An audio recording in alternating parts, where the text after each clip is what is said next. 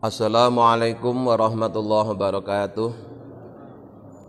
Bismillah, alhamdulillah, assalatu wassalamu ala rasulillah Sayyidina wa maulana Muhammad ibn Abdillah la nabiyya ba'dah wa ala alihi wa man tabi'ah minad dunya ilal qiyamah. La haula wa la quwata illa billah amma ba'du. Hadirin ma'asyiral muslimin hafizakumullah.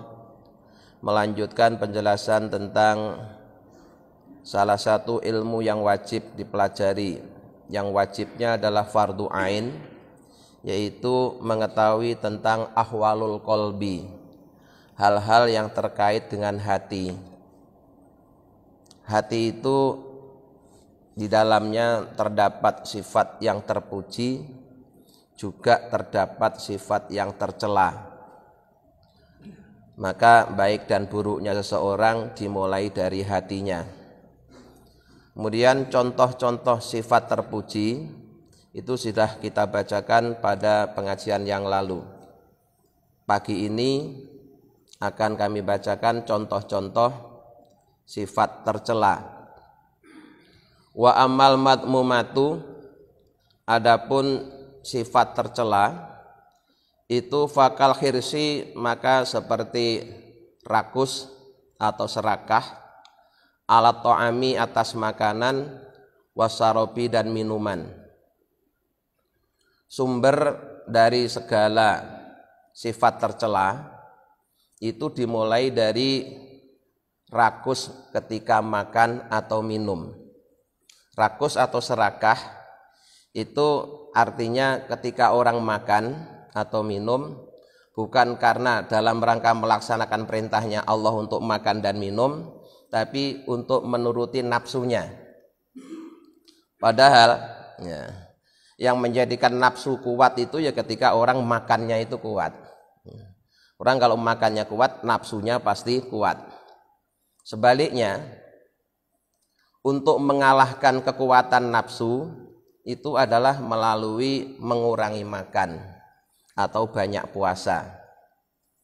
Dulu udah pernah saya bacakan penjelasannya bahwa ketika Allah menciptakan nafsu, dari awal nafsu itu selalu menentang perintah Allah. Jadi kalau disuruh menghadap dia malah membelakangi, disuruh ngalor dia malah ngidul. Kemudian ketika ditanya, "Hei nafsu, siapa aku, siapa kamu?" Itu nafsu jawabnya, "Kamu ya kamu, aku ya aku." Lalu nafsu tadi oleh Allah dibakar di api neraka selama 100 tahun. Setelah itu diangkat, ditanya dengan pertanyaan yang sama, ternyata jawabannya masih sama. Aku ya aku, engkau ya engkau. Akhirnya nafsu tadi oleh Allah tidak dikasih makan. Nah, setelah tidak dikasih makan lagi, ini baru nafsu tadi ketika ditanya oleh Allah, "Siapa kamu, siapa aku?" baru dia menjawab, "Aku adalah hambamu dan engkau adalah Tuhanku." Artinya dari kisah ini bahwa yang bisa menundukkan nafsu seseorang itu adalah melalui ibadah puasa. Dan puasa itu kan mengurangi makan. Maka ketika kita berpuasa itu seyogyanya yang perlu diwaspadai tidak hanya saat berpuasa, tapi juga saat berbuka. Jangan sampai dari subuh sampai maghrib kita sudah puasa, tapi ketika berbuka kemudian berlebihan. Karena kalau sudah berbukanya berlebihan, itu berarti berbukanya juga karena nafsu. Maka kemudian dalam kitab Muraqul Ubudiyah itu dijelaskan tingkatan orang makan. Dilihat dari porsinya itu. Jadi tingkatan orang makan itu ada 7 kan. Pertama, seseorang yang makan atau minum hanya sekedar untuk bertahan hidup. Sehingga kalau orang itu mampu bertahan hidup tanpa makan, tanpa minum, umumnya mampu bertahan 3 hari. Ya dia makan dan minumnya itu hanya 3 hari sekali, sekedar untuk bertahan hidup. Bukan sehari 3 kali, tapi 3 hari sekali. Yang kedua, seseorang makan untuk menghasilkan kekuatan yang dengan kekuatan itu dia bisa menjalankan kewajiban. tapi sebatas kewajiban saja.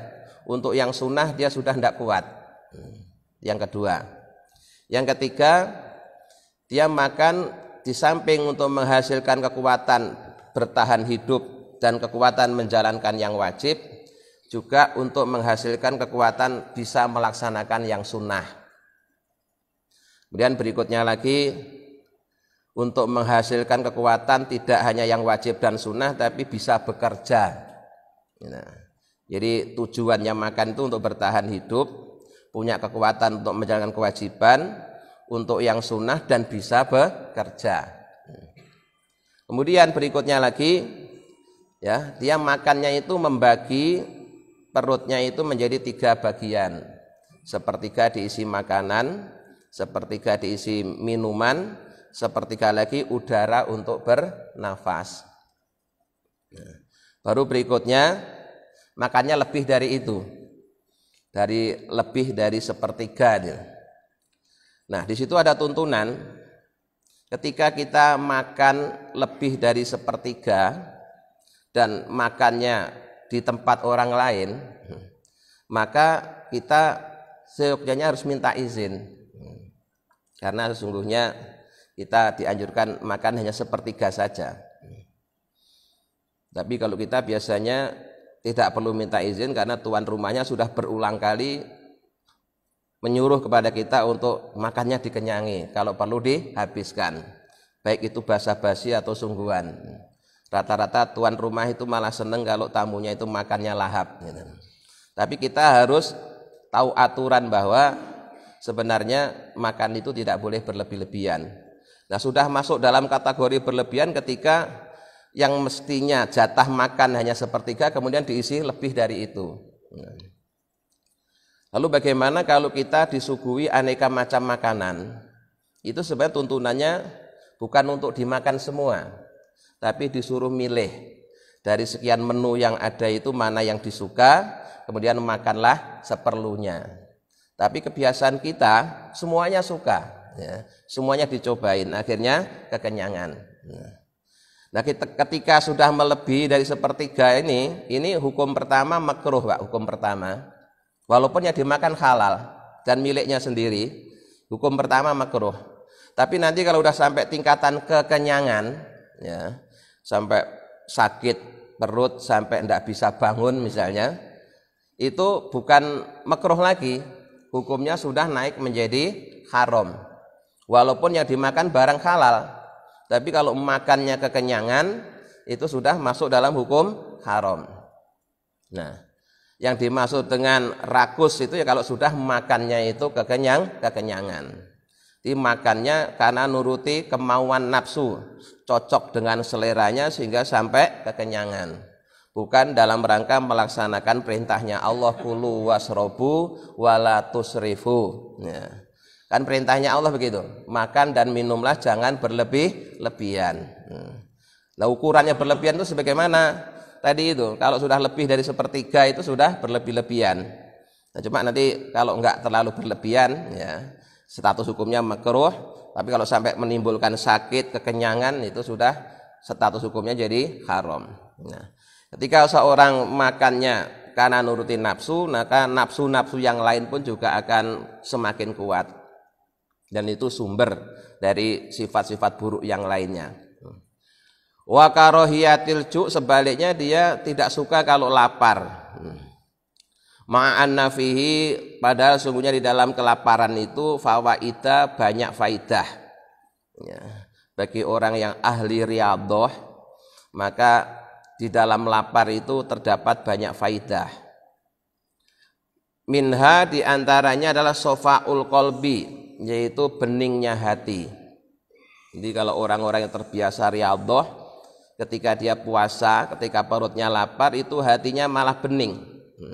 Tapi kalau yang tidak biasa riyadhah, ketika lapar dia bawaannya gampang marah. Karena yang marah itu nafsunya itu. Biasanya dipenuhi, kok ini tidak dipenuhi. Akhirnya marah. Jangankan sampai lapar, kadang terlambat menyajikan aja sudah marah. Wariqatuhu, dan lembutnya hati. Jadi kalau orang sudah terbiasa mampu mengendalikan nafsu makan dan minumnya, maka ketika lapar itu justru hatinya bening dan lembut. Wa dhillun nafsi, dan untuk menghina nafsu. Artinya apa? Bahwa orang yang sok gagah, sok kuat, itu ternyata kelemahannya adalah ketika dia lapar. Makanya manusia itu sekuat apapun, Pak, itu kelemahannya dua. Apa? Lapar sama ngantuk. Ya, lapar sama ngantuk. Walaupun dia seorang pegulat internasional, juara tinju yang selalu menang, tapi kalau pas lapar pasti dia akan lemah. Apalagi pas ngantuk, ya, pasti akan lemah. Maka orang itu akan sakti, ya, kalau mampu mengalahkan lapar dan ngantuk. Ya, orang itu akan sakti kalau mampu mengalahkan lapar dan ngantuk. Selama dia masih kalah dengan lapar dan ngantuk, berarti dia bukan orang yang sakti. Ya. Wa kasru sahawati, dan untuk memecah syahwat. Ini kalau sudah tidak makan, akhirnya lemes, ya, nafsunya ikut lemes. Maka yang bisa menghajar nafsu itu ya melalui riyadhah puasa tadi itu. Wa zawalun naumi, dan hilangnya rasa ngantuk almani'i, yang mencegah minal ibadati, dari ibadah. Jadi bagi yang terbiasa riyadhah itu kalau dia lapar itu malah tidak ngantuk, sehingga semangat untuk ibadah. Nah, kita ini bawaannya semuanya ngantuk. Kalau lapar ya ngantuk, terus kenyang habis makan juga ngantuk. Memang dasar tukang ngantuk. Ya, harusnya kalau lapar itu tidak bisa tidur, harusnya itu. Ya, harusnya lapar itu tidak bisa ngantuk, mestinya begitu. Tapi kenyataannya kita kalau puasa itu kan malah banyak tidur gitu ya. Di pas puasanya ya tidur karena alasan lapar, nanti habis buka ya tidur lagi kekenyangan. Terus kapan tidak tidurnya itu? Nah itu sifat tercela, ya, yang ada dalam hati setiap manusia, yang diawali dengan serakah makan sehingga dia tidak menyukai lapar. Berikutnya kalkhirsi, seperti serakah atau berlebihan alal kalami, berbicara fima, terhadap sesuatu layakni yang tidak bermanfaat. Keserakan kedua setelah serakah makan dan minum adalah serakah ngomong, ya, serakah ngomong. Jadi dari dulu hingga sekarang manusia punya kecenderungan serakah ngomong. Buktinya apa? Semua persoalan dikomentari. Kayak zaman sekarang ini, ketika seseorang dipancing disuruh berkomentar, maka dia memposisikan dirinya seakan-akan seperti pengamat segala persoalan, ya, pengamat segala persoalan. Semuanya dikomentari. Masalah agama, masalah politik, masalah kesehatan, keamanan, ekonomi, semuanya, kemudian semuanya dikomentari. Seakan-akan dia seperti orang ahli. Padahal ya bukan ahli, ya cuma seneng ngomong aja. Dan omongannya pun juga tidak berguna. Tapi tiru-tiru yang kayak pengamat. Nah, kalau pengamat ngomong dapat bayaran.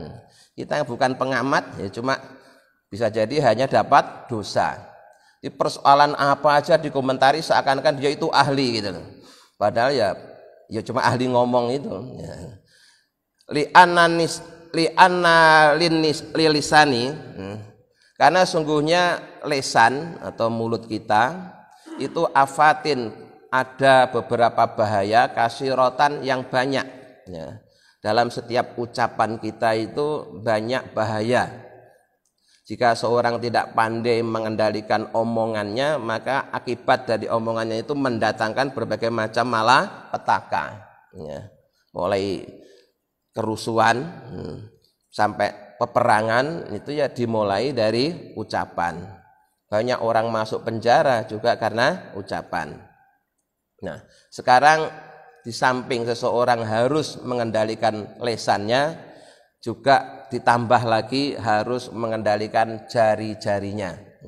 Karena rupanya sekarang ini komentar lesan itu diwakili, ya, dengan gerakan jari-jari kita.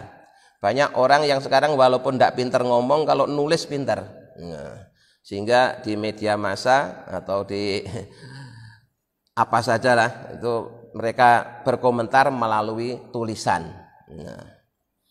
Nah ini sama, bahwa kedua-duanya mengandung bahaya dan nanti akan ada pertanggungjawabannya di hadapan Allah Subhanahu wa taala. Jadi janganlah gampang-gampang mengomentari hal-hal yang kita bukan ahli di bidang itu, baik melalui ucapan maupun melalui tulisan.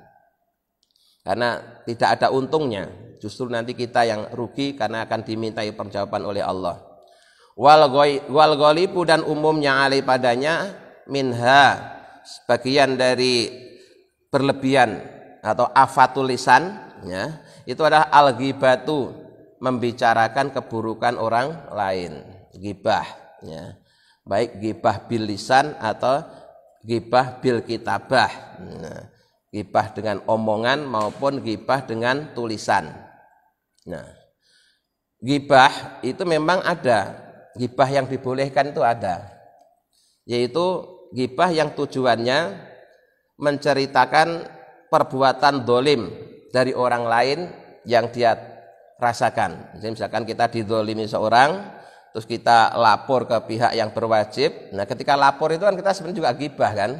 Kalau kita didolimi oleh si fulan, ghibahnya, dolimnya ini itu boleh yang seperti itu. Ya, ghibah dalam rangka melaporkan kedoliman orang lain. Atau ghibah dalam rangka menjadi saksi, itu juga boleh. Orang kalau jadi saksi kan juga ditanya. Kemudian ketika ditanya dia akan menceritakan keburukan yang terjadi. Dia mencari keadilan, melaporkan ke pihak yang berwajib, menjadi saksi, itu ghibah yang dibolehkan. Kemudian ada juga ghibah yang tujuannya untuk mencegah agar orang lain tidak tertimpa oleh kedoliman. Nah, ini juga harus hati-hati. Itu karena bisa jadi nanti munculnya karena benci atau memang benar karena sayang.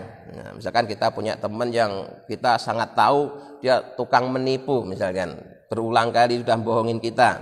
Terus kita ngasih teman kita yang lain, awas hati-hati kalau hubungan sama si fulan. Kenapa? Saya berulang kali dibohongin sama dia. Nah itu ghibah yang seperti itu dibolehkan supaya teman kita yang lain tidak sampai terkena tipuannya. Tapi juga jangan berlebih-lebihan, jangan ditambah-tambahi. Nanti sudah muncul dari nafsu lagi. Wal kadzibu, dan dusta, bohong, artinya berbicara yang tidak sesuai dengan kenyataan. Wal madhu, dan memuji. Memuji ini juga ada bahayanya, Pak. Ya, kenapa? Ketika kita memuji seseorang, pas muji itu sebenarnya nggak dosa, tapi terus kemudian sama setan atau sama nafsu kita dibelokkan, terus dibandingkan. Si Anu itu loh begini-begini, beda sama si Anu. Nah, ketika kita beda sama si Anu, itu sudah masuk dalam perangkap setan. Jadi memuji itu ya sewajarnya aja lah, nggak usah berlebih-lebihan. Karena ketika seorang memuji berlebih-lebihan, nanti kemudian ujung-ujungnya akan membandingkan dengan orang lain. Nah ketika sudah membandingkan dengan orang lain, itu nanti terus berbalik, yang tadinya pujian jadi mencela. Kemudian wal mizahu, dan bercanda. Nah bercanda ini yuk ada yang dibolehkan, ada yang tidak dibolehkan. Yang tidak dibolehkan itu kalau bercanda yang menjadikan kita lalai dengan Allah. Ya. Tetapi jika bercandanya itu dalam rangka mensyukuri betapa luasnya rahmat Allah, yaitu ya dianjurkan. Ya. Bercanda gembira karena merasakan betapa rahmat Allah itu sangat luas, itu boleh. Makanya juga ada kiai yang senangannya guyon, itu karena yang disaksikan itu betapa Allah itu sangat luas karunia-Nya. Dia malu kalau kemudian hidup di kerajaannya Allah dalam kondisi cemberut. Nah, kita di dunia ini kan hidup di kerajaannya Allah. Masa kita terus cemberut terus, manyun terus, tidak pernah bercanda? Apa tidak malu sama yang punya kerajaan? Ya. Contoh gampangnya aja, kalau di rumah bapak itu ada saudara, terus tinggal di rumah bapak, tidak pernah senyum, tidak pernah bercanda, kelihatan cemberut terus, sedih terus, kan kita tuan rumahnya kan tidak enak. Ya. Padahal semuanya sudah kita penuhi. Ya. Nah, Allah kan juga begitu.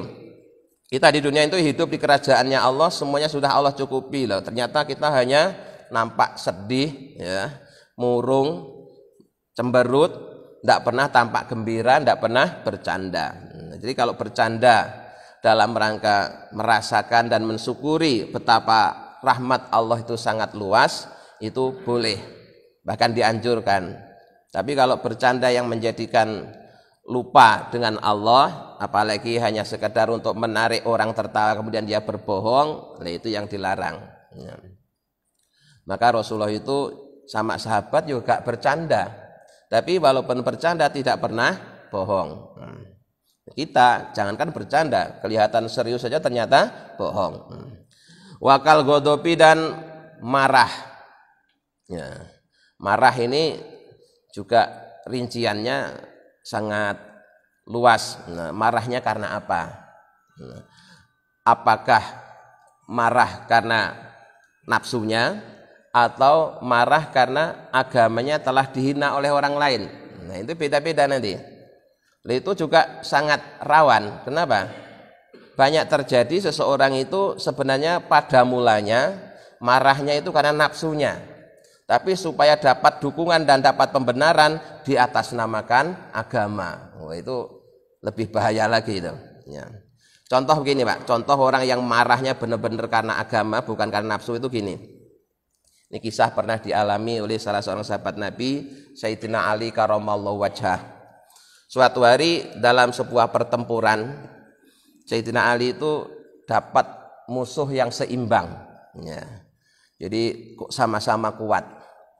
Tapi akhirnya Sayyidina Ali itu mampu menjatuhkan.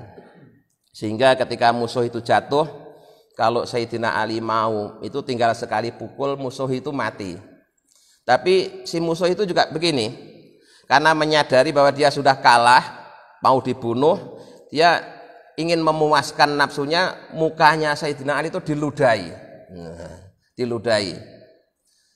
Begitu dia pikirannya, biarlah saya mati asalkan berhasil meludahi mukanya Sayyidina Ali. Pikirannya yang kalah tadi itu. Tapi Sayyidina Ali begitu diludahi mukanya kan otomatis kan tambah marah. Karena dia marah akhirnya tidak jadi membunuh. Malah ditinggal orang kafir itu. Akhirnya heran orang kafirnya itu. Kenapa? Engkau enggak jadi membunuh aku? Kata Sayyidina Ali, tadinya aku ingin membunuhmu. Tapi begitu kamu meludahi mukaku, aku jadi marah. Tapi marahnya bukan karena Allah. Marahnya karena mukaku kamu ludahi. Maka aku malah enggak jadi bunuh kamu. Kenapa? Aku khawatir nanti aku membunuh kamu bukan karena Allah, tapi karena marah mukaku sudah kamu ludahi. Itu tuh. Itu contoh orang yang benar-benar bisa memisahkan marahnya karena Allah atau marahnya karena nafsu sendiri. Nah, kalau kita kan sulit. Kita sulit. Kita ini sering marah karena nafsu kita, tapi supaya dapat pembenaran, dapat dukungan, terus mengatasnamakan agama, mengatasnamakan Allah. Nah, ini harus diwaspadai karena ini sangat tipis perbedaannya, sangat tipis berbeda. Tapi Allah Maha tahu. Ini marahnya karena Allah, apa karena nafsunya sendiri. Wal hasadi dan iri. Nah, iri ini juga menjadi induk dari sifat tercela karena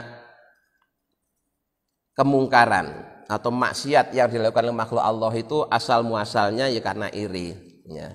Dulu Azazil, sebelum disebut iblis namanya kan Azazil. Dia itu makhluk Allah yang tekun beribadah. Selama 80.000 tahun Azazil itu sujud kepada Allah. Sehingga buminya Allah ini tidak ada sejengkal pun yang belum pernah dipakai sujud oleh Azazil.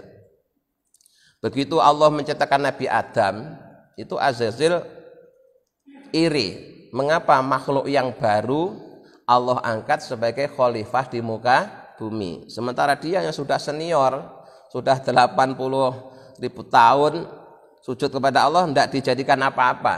Karena iri sama Nabi Adam, kemudian Azazil ini tidak mau sujud kepada Adam. Ketika diperintah Allah untuk sujud itu tidak mau. Nah, itu sampai kemudian statusnya diubah menjadi iblis. Nah, itu yang terjadi pertama kali. Yang kedua, ketika terjadi pembunuhan putra Nabi Adam, Qabil dan Habil, itu juga motifnya karena iri. Nah, Maka saking bahayanya sifat iri, kita ini oleh Allah diajarin doa yang ada dalam surah yang pendek dan pasti kita hafal, yaitu surah Al-Falaq. Di akhir surat itu salah satu ayatnya berbunyi wa min syarri hasidin idza hasad. Kita mohon kepada Allah dilindungi dari keburukan orang-orang iri ketika dia sedang iri. Karena memang iri ini sumber dari segala keburukan. Nah, definisi iri itu apa? Kita sederhana saja. Iri itu adalah senang lihat orang susah, susah lihat orang senang. Itu aja, kayak iklan. Jadi iri itu senang lihat orang susah, susah lihat orang senang. Jadi kalau ada temannya susah, dia senang. Sebaliknya kalau ada temannya senang, dia susah. Berarti kita punya sifat iri. Harusnya seorang mukmin itu kan bersaudara. Kalau ngelihat temannya susah, ikut susah. Ngelihat temannya senang, ikut bersyukur. Mestinya begitu kan? Ini enggak. Dia senang lihat orang susah, susah lihat orang senang, berarti iri. Wal bukhli dan pelit. Nah, bakhil. Pelit itu begini. Ketika seseorang dikaruniai harta oleh Allah, maka dalam harta itu ada kewajiban yang harus dikeluarkan. Mulai dari yang wajib sampai yang sunnah. Yang wajib disebut zakat. Ya. Sementara yang sunnah itu biasa disebut sedekah atau infak. Nah, ketika seseorang hanya sekedar membayar zakat, membayar yang wajib, itu dia belum keluar dari status sebagai orang pelit. Kenapa? Karena baru membayar yang wajib. Nah, setelah dia membayar yang wajib kemudian mau membayar yang sunnah, baru dia terbebas dari sifat bakhil, disebut orang yang dermawan. Jadi kalau orang itu baru sekedar disiplin bayar zakat saja, zakat yang wajib ya, sedekah nggak pernah, infak nggak pernah, itu masih dalam kategori orang pelit, masih dalam kategori orang bakhil. Tapi kalau di samping dia membayar yang wajib kemudian sudah membayar yang sunnah, nah itu baru terlepas dari sifat bakhil, berubah menjadi sifat dermawan. Nah, kalau dalam bahasa Jawa untuk mengungkapkan orang yang pelit itu orang yang menggenggam air saja tidak akan menetes. Ungkapannya begitu. Wah, yaitu orangnya megang air aja nggak bakalan netes. Saking pelitnya. Di air aja nggak bisa netes, apalagi duit nih loh, maksudnya itu. Jadi megang air aja nggak bakalan netes, itu kan saking rapatnya megang gitu. Ya gitu. Jadi kalau megang air aja nggak netes, apalagi megang duit. Nah, kemudian wahubil jahi dan mencintai jabatan, baik formal maupun non formal. Bahkan kalau perlu nanti jabatannya diwariskan ke anaknya, ke cucunya, sampai terus begitu maunya itu ya, maunya begitu.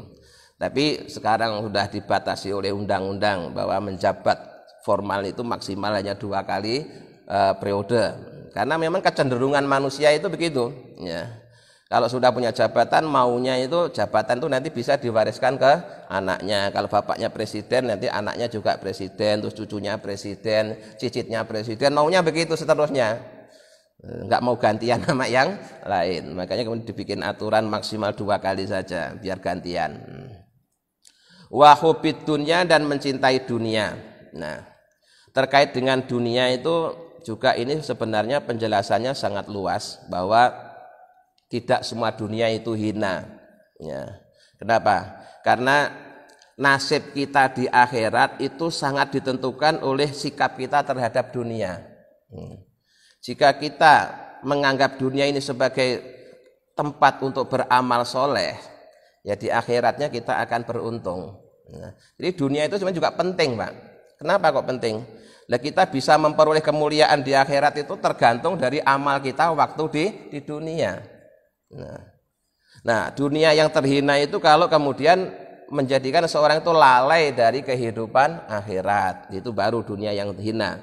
Tapi kalau dunia itu dijadikan sarana untuk beramal soleh, untuk memperoleh kemuliaan di akhirat, ya dunia itu mulia. Maka yang disebut dunia yang terhina itu dunia yang lebih dari kebutuhan. Nah, sementara kebutuhan manusia itu ya berbeda-beda. Maka tuntunannya pakai secukupnya, lebihnya kasihkan orang lain gitu. Jadi yang sedikit ya bermanfaat, yang banyak pun juga lebih bermanfaat. Jadi supaya kita tidak tertipu oleh dunia, maka jadikanlah dunia ini sebagai ladang amal. Kesempatan beramal soleh itu ya di dunia ini. Jadi jangan sampai melalaikan kita dengan kehidupan akhirat. Kesuksesan dakwah Rasulullah itu salah satunya kan juga didukung oleh sahabat-sahabat yang kaya-kaya. Ya, tapi dermawan. Abu Bakar itu konglomerat pada zamannya, Utsman, Abdurrahman bin Auf, itu orang-orang yang sangat kaya. Tapi kekayaannya dipakai membantu perjuangan Rasulullah. Kalau yang seperti itu dunia yang mulia, ya. Dunia yang jadikan kendaraan menuju akhirat. Yang terhina itu jika dunia itu melalaikan dari kehidupan akhirat. Wal kibri dan sombong. Sombong ini juga malah lebih berbahaya daripada iri tadi itu. Karena dia merasa senior, dia sudah lebih dulu beribadah kepada Allah. Mengapa Allah justru menciptakan makhluk baru yang kemudian diangkat sebagai khalifah di muka bumi? Apalagi dia merasa diciptakan dari bahan yang lebih bagus daripada bahan yang dipakai oleh Allah untuk menciptakan Nabi Adam. Di kibir. Wal ujubi dan ujub. Takabur dengan ujub itu kakak adik. Ya, kakak adik. Bedanya begini, kalau takabur atau sombong itu di samping menganggap dirinya besar terus disertai menghina orang lain. Ya, disertai menghina orang lain itu baru takabur. Kalau ujub itu sekedar bangga diri tapi tidak sampai menghina orang lain. Yang ujub ini kalau dibiarkan lama-lama nanti juga ujung-ujungnya jadi takabur. Maka antara takabur dan ujub itu kakak adik. Ya, kakak adik sama-sama berbahaya. Waria dan riya. Riya itu ingin dilihat, ingin dikagumi, ingin viral, ingin macam-macam lah pokoknya begitu. Segala macam tujuan amal soleh yang bukan Allah itu riya. Wa ghairi dzalika dan lain-lain min amradil qulubi dari beberapa penyakit hati. Yang dulu dalam kitab Minhajul Abidin sudah kita bacakan penjelasannya. Jadi sangat banyak, di sini hanya dinukil beberapa bagian terpenting saja. Ini semuanya termasuk ilmu-ilmu yang wajib dipelajari. Ya, yang mulia seperti apa, yang hina seperti apa. Kemudian kalau dalam diri kita masih ada yang sifat-sifat tercela, bagaimana cara menghilangkannya. Nah, itu penting, kewajiban pribadi yang tidak bisa diwakilkan ke orang lain. Maka masing-masing orang harus belajar. Wa amma ilmu syariati, adapun ilmu syariat, fakullu ma maka setiap sesuatu yata'ayyanu yang menjadi nyata apa fi'luhu perbuatannya. Fal wajibu maka wajib alaika kepadamu apa ma'rifatuhu mengetahuinya. Litu adiyahu agar engkau bisa menunaikannya ala hakikatihi dengan benar. Adapun terkait hal-hal dengan ilmu syariat yang wajib dipelajari secara fardu ain adalah semua kewajiban yang hukumnya fardu ain, maka mempelajari ilmunya itu juga fardu ain. Misalnya kita ini kan diwajibkan sholat 5 waktu. Sholat 5 waktu itu fardu ain, Pak. Ya. Kalau sholat jenazah fardu kifayah. Maka semua yang terkait dengan sholat 5 waktu itu hukum mempelajarinya adalah ya fardu ain. Contohnya, Mbak, katoharoti seperti bersuci. Sholat fardu ain, sholat 5 waktu fardu ain. Sholat 5 waktu itu tidak akan bisa dilaksanakan dengan benar kalau cara bersucinya tidak benar. Maka seseorang wajib hukumnya belajar tata cara bersuci supaya ketika dia sholat 5 waktu sholatnya bisa sah. Karena kan salah satu syarat sahnya sholat itu dalam keadaan suci. Maka seseorang juga harus belajar tentang tata cara bersuci, mulai dari pengertian toharoh itu apa. Bersuci itu adalah melakukan perbuatan yang sholat tidak akan sah tanpa perbuatan tersebut. Contohnya yang pertama adalah menghilangkan najis. Juga harus tahu ada berapa macam jenis najis dan bagaimana cara mensucikannya. Di samping suci dari najis, juga harus suci dari hadas. Hadas itu ada berapa macam? Ada hadas kecil, ada hadas besar. Hadas kecil contohnya apa saja, hadas besar contohnya apa saja. Terus cara mensucikannya bagaimana?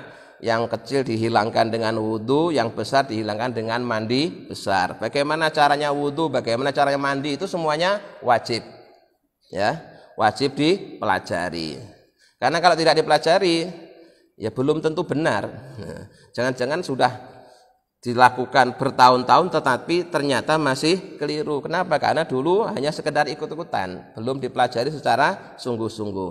Maka tidak ada salahnya. Ya walaupun kita sudah lama wudhu, ya bacalah buku yang menjelaskan tata cara wudhu, ya, tata cara menghilangkan najis, supaya kalau ada yang lupa bisa diingat kembali.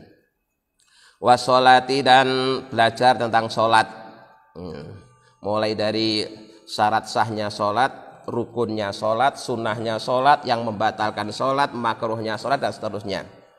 Wazakati, dan zakat, wasaumi, puasa, wal haji, dan haji, wa ghairi dzalika, dan semua dan yang lainnya, min anwa'il ibadati, dari berbagai macam jenis ibadah, wal muamalati, dan jenis muamalah. Di semua yang terkait dengan ibadah maupun muamalah wajib dipelajari ilmunya.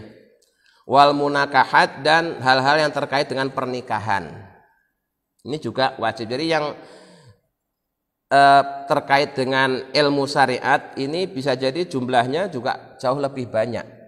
Tapi apakah semuanya itu harus dipelajari? Nanti dulu. Nanti di bawah nanti akan ada penjelasannya.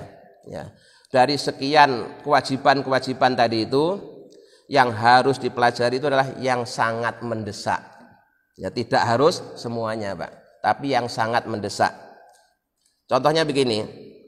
Nah, kalau memang kita ini mau ibadah haji, maka sebelum berangkat haji, fardu ain hukumnya kita belajar ilmunya tentang haji, supaya nanti hajinya sah.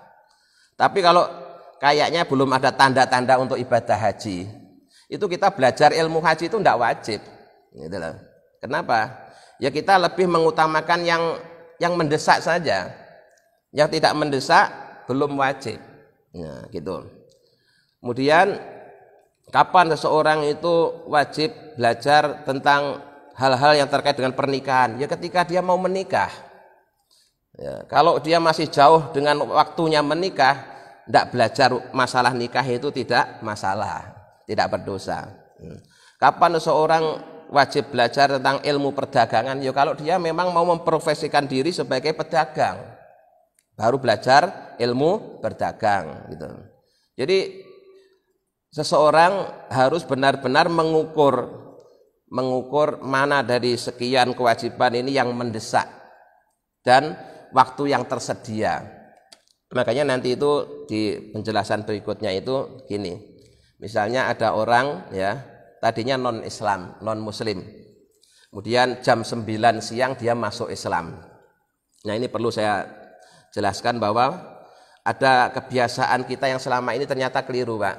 Selama ini kalau ada orang yang menyatakan diri mau masuk Islam, kadang kita akan jawabnya nanti dulu, coba kamu pikir-pikir dulu, atau nanti ngumpulin orang dulu. Itu ternyata tidak perlu yang seperti itu. Justru yang benar ya, kalau ada orang mau menyatakan dirinya masuk Islam harus segera dituntun baca syahadat. Perkara setelah itu nanti dia mau bikin acara seremonial, ngumpulin saudara dan seterusnya terus diabadikan, itu ya boleh-boleh saja. Tapi begitu dia ada keinginan, harus segera dibimbing baca syahadat. Kalau nggak bisa bahasa Arabnya, bahasa Indonesianya nggak masalah. Kenapa? Kok harus disegerakan? Khawatir nanti kalau tidak segera kita tuntun baca syahadat terus dia mati. Berarti mati masih dalam keadaan kafir. Misalnya ya hari ini ada orang datang menemui saya minta supaya dibimbing masuk Islam, harus langsung hari ini juga, detik ini juga saya bimbing baca syahadat. Kalau saya bilang begini, nanti sore aja ya, ternyata siangnya dia mati, berarti dia mati dalam keadaan kafir. Padahal tadi itu kalau langsung saya bimbing baca syahadat, terus siang mati dalam keadaan Islam. Itu loh alasannya. Jadi sekali lagi kalau ada orang yang ingin masuk Islam tidak usah ditunda-tunda. Setiap kita bisa langsung bimbing untuk dia mengucapkan 2 kalimat syahadat. Bahkan kalau dia tidak bisa mengucapkan Arabnya ya pakai bahasa Indonesia sah. Jangan ditunda-tunda, khawatir nanti ternyata umurnya nggak panjang ya. Jadi dijanjiin nanti sore ternyata siangnya mati. Apalagi kalau seminggu lagi, nah itu kan bahaya itu. Itu satu. Yang kedua, termasuk yang juga tidak boleh ditunda, Pak. Kalau ada, maaf ini ada misalkan ada pasangan kumpul kebo, itu istilahnya ya. Terus dia datang menemui kita supaya diijab qabuli. Nah, dinikahkan secara sah. Maka seketika itu juga harus segera dikumpulkan syarat rukunnya nikah. Cari walinya dan seterusnya, saksinya, kemudian segera dinikahkan. Kenapa? Kalau ditunda besok atau besok lusa, terus kemudian nanti malam dia kumpul kebo lagi, kita ikut berdosa. Itu loh masalahnya. Kenapa? Lo tadi itu kalau langsung diijabi, ya, dinikahin, malam itu dia sudah halal, tapi gara-gara kita masih besok lusa, akhirnya dia masih melanjutkan zinanya. Gitu. Maka sekali lagi, ya, kalau ada orang yang menyatakan ingin masuk Islam harus segera dibimbing, tidak usah ditunda-tunda. Ngumpulin orang dulu di administrasi dulu, itu boleh diadakan seperti itu, tapi nanti ya, nanti kalau mau diadakan lagi, tapi begitu ada keinginan harus segera supaya nanti kalau dia mati sudah dalam keadaan Islam ya. Itu aja dulu, nanti kita lanjutkan dari sekian fardu ain itu mana yang mendesak, itulah yang harus segera dikerjakan. Untuk yang tidak mendesak walaupun status hukumnya fardu ain masih bisa ditunda. Termasuk belajar zakat itu ya bagi mereka yang punya harta. Kalau sekiranya kita ini tidak punya harta, tidak belajar zakat itu tidak dosa, gitu loh maksudnya. Saya kira pagi ini sampai di sini dulu, insya Allah dilanjutkan minggu depan. Mudah-mudahan dengan bimbingan Allah kita bisa mengamalkannya. Amin ya rabbal alamin. Allahumma sholli ala sayyidina Muhammad wa ala sayyidina Muhammad, alhamdulillahi rabbil alamin. Allahumma inna nas'aluka imanan daima yaqinan shadiqa wa qalban khashi'an lisanan dzakira wa rizqan halalan wa ilman nafi'an shaliha. Allahumma ja'alna wa auladana wa dzurriyyatina wa talamidana min ahlil ilmi wa ahlil khair lil ibadah wa la taj'alna iyyahum min ahlil jahli wal ma'siyah. Rabbana atina fid dunya hasanah wa fil akhirati hasanah wa qina adzabannar. Subhana rabbika rabbil izzati amma yasifun wa salamun alal mursalin walhamdulillahi rabbil alamin. Assalamualaikum warahmatullahi wabarakatuh.